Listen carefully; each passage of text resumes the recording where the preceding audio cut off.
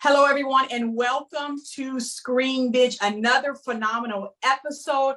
I am your host, Leona Carter, and today we are interviewing a jazz extraordinaire, podcast computer, all the things, right? Mr. Jeremy Hinks. So, Jeremy, welcome so much to the show. Thank you. Thank you for having me. It's great to be on this side of the interview for once. It's fantastic. I'm excited.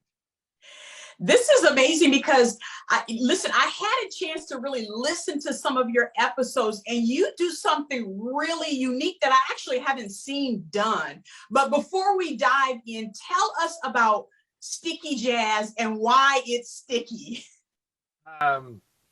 Actually, okay, I was very hard up for a podcast name. I'd been told by the magazine that I write for, they said, just go fire up a podcast.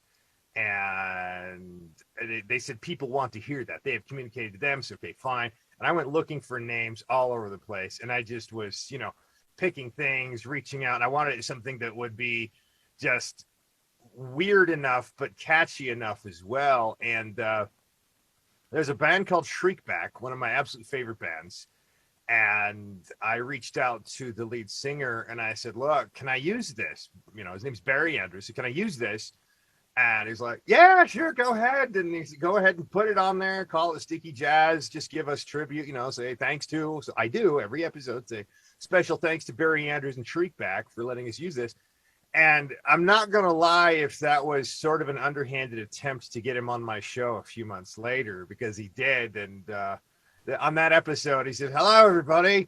Welcome to Sticky Jazz. I'm Barry Andrews, the guy who wrote Sticky Jazz. And it just was so, because jazz, as far as music goes, can be stuck into anything. And it just was such this like nebulous concept there. That was where I pulled it up from. It took me a while till I actually got to interview some jazz musicians, though. But once I did, I was like, this is great, because covering everybody. So. Wow, that's amazing. That's an amazing tribute, right? That's awesome that they were able to let you do that. So that's, what I've noticed in your episodes, some of the guests that you have on, you're playing their music ahead of time before you invite them as guests. And I thought that was amazing because normally, you say, this is my guest, go listen to their music, but you're giving us that ahead of time. So what made you make that shift? Because like I said, I've never seen that before. To get you in the framework of the musician and what they give us, and to let you know this is the sound that they are, this is what they create. So you've heard that immediately. You've heard that. Now let's get into the mind of it. And other times I'm just wanting to push their music and, hey, everybody, I'm just going to go say, listen to it. But you're starting here listening to it now. There was one artist, I love her to pieces. Mary Fall, she's a lead singer of a band, October Project, and her solo work since she left was just as amazing, right? She left October Project. I love everything this woman does. But I said, all right, everybody, we're going to kick this off with a song you all know. Here it is, Bury My Lovely by October Project. Then let's get into the real meat of who this woman is. Let's get into her story. So this, now let's get into her. And I did that kind of like, all right, let's get that out of the way because we have something really magnificent to get to. These are songs you probably have never heard. And that's what I want to get to. But here's where it starts. Wow, that's amazing because, I love that you give people, people make that connection, if they're listening to the song. Have you ever listened to a song and you hear the story in the song and you're like, that's amazing. And then you immediately get to meet the artist of that story. So I love that connection. Now, you know what? I thought I found something out interesting. So you collect soccer jerseys, is that right? And it's my understanding you have about 234 soccer jerseys. Is that still the right number? You listened to a podcast where I told someone that. Yeah, hang on a minute. Wow. That's about half of them. That's Chelsea. That's Glasgow Celtics. Tanzania. Greece. I mean, yeah, there's, I don't have, yeah. That's amazing. So are you still at 234 or do you have more since I've left her that? Actually, I have probably that. I got one in the mail a couple weeks ago from, I don't I have like one American club, and then the other was, I'm part Basque, and I went to the Basque Festival in Elko, Nevada, and there's a Basque football club, a soccer club there. They call them Elko Indar Football Club. They have the Basque flag on it and everything. Oh, I have to have that. It's a kids community team, right? It was like, I have to have that one. So I got, that's like the newest one. So I think I'm probably at about 234 probably. Wow. That's that's an amazing collection. Absolutely. Folks, you seen it here. You see the collection right there. That's amazing. So now who is your all-time artist that you have not met yet? Well, he's no longer with us. That would be Lou Reed. In my mind, Lou Reed is the god of rock and roll. And he passed away several years ago, but he's like my favorite band is U2. I've met them, I photographed them, but the one that I would have to say that I would love to meet, who is no longer with us, would be Lou Reed.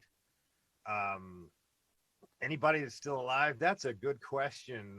Ask me that again towards the end of the interview. I'll probably have to, because there's like, I've met so many, and I mean, they're all very different. I've had some great experiences. I've been backstage. I've seen the craziest things. I've seen people be absolutely unlike you would ever imagine someone to be, just as a person. And there are some people I've just been like, wow, you are a far greater person than you are a musician. I say that honestly when I met some of them. I was like, wow, I like your music, but you are just a great, amazing soul. So that's happened as well. But who have I not met that's alive? I probably would have to put that with like Roger Waters from Pink Floyd, or the guys in a band called Underworld, and maybe Peter Gabriel. I think those three would probably be like, yeah. I mean, I've met so many that my life is complete almost complete as far as that goes. That's amazing. That's amazing to have that, journey. I mean, you've photographed and met tons of artists over the industry. And so there's, up and coming jazz artists that maybe look to you. What would you say to an inspiring artist, of how to really, really grab a hold to the genre that inspires them? Where should they start with that? Oh, any musician, if you really want to get into it, refine your talent. What I've seen so much is people get in with, there's some bands that are absolutely amazing that you've never heard before, because the bands run themselves like a band and not like a business. And unfortunately, when that happens, bands, they're focused to be great musicians, but if they're not focused to be successful, not just commercially, but to keep it together and to run it as a business, they really don't go very far. I hate to say it, but run it as a business, and if you don't know how, get somebody to say, manage this, make us happen so we can do what we do and we can be successful. But you help us, you figure out those situations that we need to know about and make sure that they happen correctly for us. And it is worth paying that out. I mean, if you look at U2, there were 1,000 bands just like them at the time. And U2 were approached by a guy who wasn't even a music guy. He had made a couple of movies, and he approached U2 and said, I know some of the entertainment industry. I want to manage you guys. You guys will be the band, and you four will be the band, and the five of us will be the board. And I will make sure you guys happen. And they did that, and thus, you see U2 as the, one of the most successful bands in the world. They had to have, there were 1,000 bands just like them that didn't make it that way, that could have, because they were just as talented. And that was where the industry failed them, was because they didn't have somebody who knew how to make the noise for them, for people to listen. So that would be my suggestion there, guys. That's good, because as entrepreneurs in any industry, a lot of times we try to do it ourselves, and then we take a few years to realize, what, I might need some help. But you're telling people, listen, just cut through the clutter and get the help right now, right? So that you can focus on the jazz and let someone else do the managing. That's great advice for anyone in any industry, to get the help ahead of time. Now, if you were to really look back, what was one of your greatest moments? You've had a lot, so I know this is a huge question. What was one of your greatest moments that you feel like you have died and gone to heaven? Oh, wow. There were some, oh geez, there are 1,000 of those where I just was just overwhelmed with what the experience was. Probably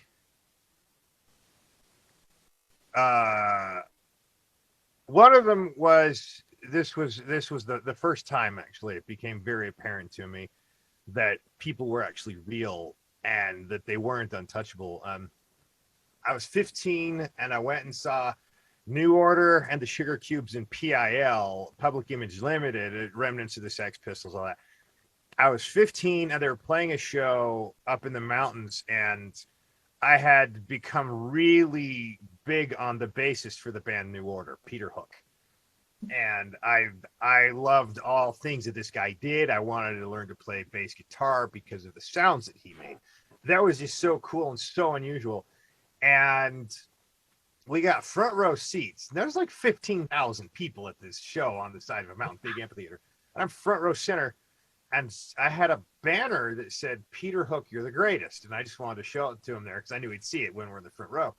And he, to a 15-year-old kid, it was rather amazing just to be standing that close to the guy. But during the last song of the opening band, he walked right out in front of me. And was standing between the stage and the little barrier. And I saw him and I was like, because nobody, they're not on their record covers. You don't know what they look like, right? They're very just obscure people. And so I see him there, and then I'm like trying to get his attention, and he sees me. He's like, "All right, kid's bothering me," whatever. He waved at me. And so I pulled this banner up and I just put it right there. And he saw, he's like, "Oh shit, busted," right? And so he left. And then he went over and then he hid. There was a little restaurant next to the stage, a little, VIP area. And he was in there. So I just went over there and put it up in the window. And he looked at me and he goes, "What do you want?" And I said, "Well, come here." So he walked right out. He came right out and talked to us for a minute. And he shook my hand. He signed it. He was absolutely gracious. To him, it was just, get this kid to shut up. But for him to be that gracious to me as a 15-year-old, and he was my musical idol at the time, I lost it. I completely freaked out. And he signed it, and then he went away. And then during the set, because I talked to him about a couple of songs, and during the set, he said, "This one's by request," and he pointed right at me. I was like, and that was where it all started.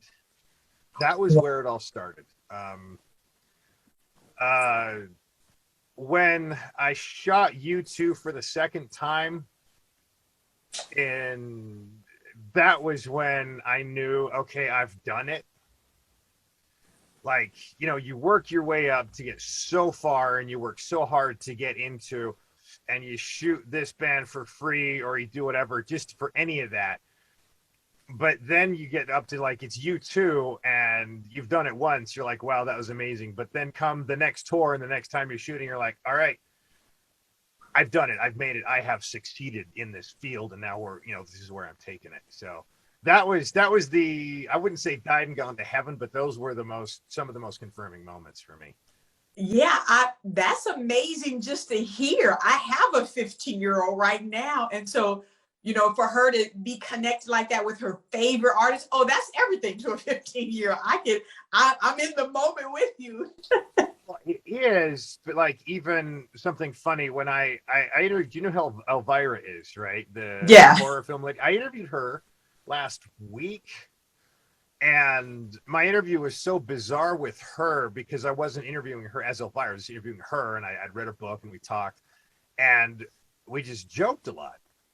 And she was asking me questions about. I was like, "Nah, it's cool, but it's about you."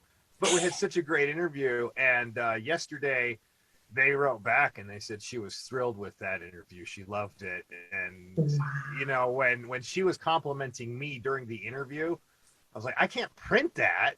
This is about her, but wow, this is And I think the world of her, and that was such a fun piece that I did with her, and to because she was a stand-up comic, and so I wanted to be a stand-up comic when I was 14.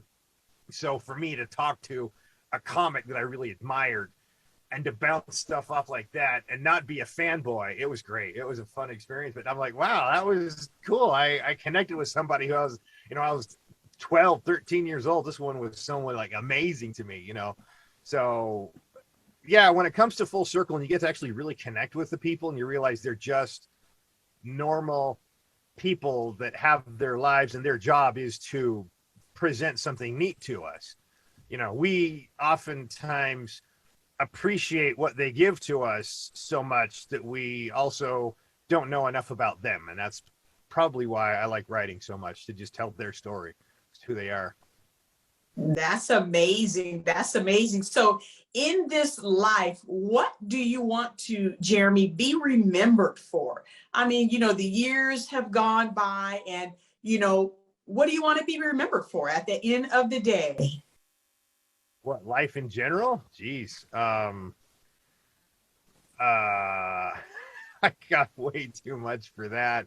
I'm not sure I could answer that. What I want to be remembered by is I I lived every moment that I could, because there was never a moment where I was afraid to say, or there were, but I had, and I look back and I say I should have just done that, because that would have given me a better story, or at least, but it would have been that much more of an adventure as well.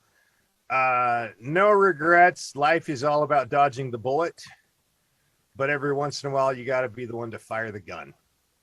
And that's what I want to be remembered by, is, you gotta, life is all about dodging the bullet, but every once in a while you have to be the one to fire the gun. I want people to remember like that is how I lived my life. That's how I think, that's what has gotten me so far to do all these crazy, that and ADHD, by the way. ADHD. Wow, yeah, that's amazing. That's amazing. So now, if people want to listen to your show, first, before that, how do you seek out your next artist that you're going to bring on the show, first of all? I used to, just because I was writing for the magazine, I had plenty of people to pull from and a lot of resources and different publicity groups.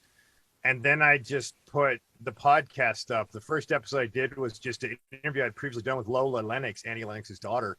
I put that up so that I need something just to try, and I was learning by error of production and all that. So it was, but after that, I just started reaching out, and I got to the point where publicists and people were like, "Hey, I got someone," and they'd throw me stuff. And so many of these I'd never even heard of, but they're so good. I'm like, I love this. And there's a band called The Narcotics. There was one, Marley Monroe. I interviewed her yesterday. She's Nina Simone meets Grace Jones. There's all these just amazing people that I get thrown at me. I get about 30, sometimes between 30 and 40 records a week that people want me to listen to, and if I want to cover them. And I'm not hard up for people. I go, hey, this is great. No, I made it through into the second song and couldn't stand it. And yeah, that's just, I have everybody throwing stuff at me A lot of it I really don't like. A lot of it I can say this is talented and I can work with it, even though it's not really my bag. But sometimes I come across something that's just so special. And Marley Monroe was one, absolutely. When her show goes up, I hope everyone just falls in love with her music. But like there was one where I had agreed to interview an individual, and he 2 days before the interview, they sent me a link of this guy's new video with a musician that I knew. And this guy was this real racist homophobe. I mean, this guy was like racist and a real jerk. And several years ago, he was right to release a record. And he went and he had assault charges, and the label dropped him and didn't release his record, which is fine. But I was like, this guy's a horrible person. And so when they send me the video with this guy in there with their featured artist, I just wrote him back and I said, I can't do this. I refuse to give voice to these people. And I canceled the interview. And then I was hard up. I was like, oh, now I got to up the schedule and get everybody. But I'm like, I can't. These guys are out. And I just said, I'm not going to give voice to these guys. Oh, wow. Right. I mean, not even your artist, but that guy that he's with is a despicable toad. I refuse to even air that stuff. So. Oh, wow. So now how can people actually listen? Where do people go to listen to your episodes, your set? I am on just on Apple, iTunes, Stitcher, Google Podcast, Amazon, all the major podcast platforms. You go to just look up Sticky Jazz, and my main one is there's a artist calling now. my main one is off Sounder, just stickyjazz.sounder.com. But yeah, you can find it out there. And intro piece is always going to be the song Sticky Jazz by Shriekback. And then I cover any vast number of wonderful musicians out there. So that's amazing. I love the job. I love what you do. It's such a unique spin. So I just love it because, there's a thing of, even for me, when I listen to inspirational music, there's a sound I'm listening for. And that sound, well, for me, I know that sound when I hear it. Do you have something like that? Do you know that sound in the first 30 seconds of listening to a new artist? I do, yes, believe it or not. There was it'll either be the images that I get or the feelings that come up or the memories that I get, right? For example, there's a band called Bachelor. I watched their video. It was so awful. I hated it, but the music was so good. I just had to stop, close my eyes, and then replay the song. And I loved it. And it just reminded me, it gave me these memories of a very specific time in my life where I just had so much joy and fun and craziness in this coming of age experience. And I loved it. That was just awesome. And so, yeah, it was something that I recognized. It was familiar there. On the spiritual side, it's not even so much the lyrics that used to be so inspirational anymore. There was a band called the Narcotics. Oh man, what do they want here? There's a band called the Narcotics, and they had. It'll go away in a second. The artists are calling. I know. So anyway, but so the Narcotics, I turned it on and I felt something so spiritual there, and I couldn't identify what it was. It was just this connection to this amazing source of beauty and creativity, of if there was a mother feminine deity of the universe, that was who these two connected me to, the Narcotics, their music. Wow. It was like as if it was dark. They took my hands and they said, "Come on, Jeremy, let's go meet Mother." And they walked me into this place to feel this. And I don't know what their songs are about. I just listen to it and feel this. It's otherworldly, right? And that was something that I still can't get over. How wonderful that was. Just putting that record on and going, I don't understand these feelings that they're giving to me. It's at a very spiritual level. This is very powerful. I'm just going to sit here and let it take me where it needs to take me. And then I kept calling their publicist going, get him on the phone, get him on the phone, get him on the phone, and so that was amazing. Those two are great, but they're like the two singers, they're the daughters of West African immigrants. Wow. They have this really odd sound of being that from Brooklyn with this weird Afro jazz kind of, they're just knockout of a band.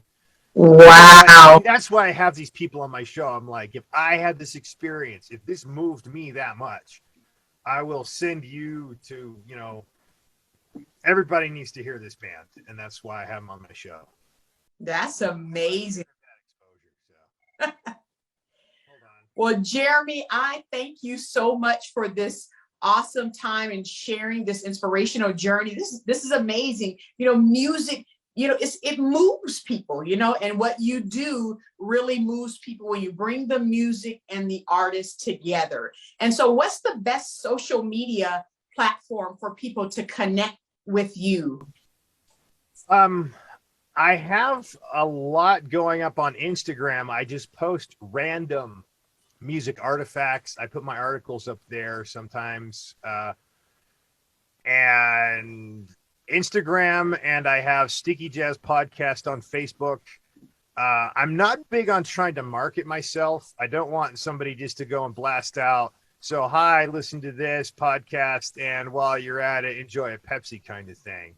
So I want it to pass word of mouth, and so I'm kind of careful about that because I don't want to be the corporate. I want it to be the one that's I have, and I'm the one that knows where it's all going. It's not that I'm a control freak. It's just that if I'm going to run it as a business, I want it to be the business that I want it to be. And so I'm out on Instagram at just Sticky_Jazz on Instagram. On Facebook, it's Sticky Jazz Podcast. And that's those are the two places you'll find it. I'm redoing my web page probably this weekend, just stickyjazz.com. And if you find me there, I hope you enjoy the content because I just love talking to people. I'm the dumb, straight American white guy, and I think anybody different than me is interesting.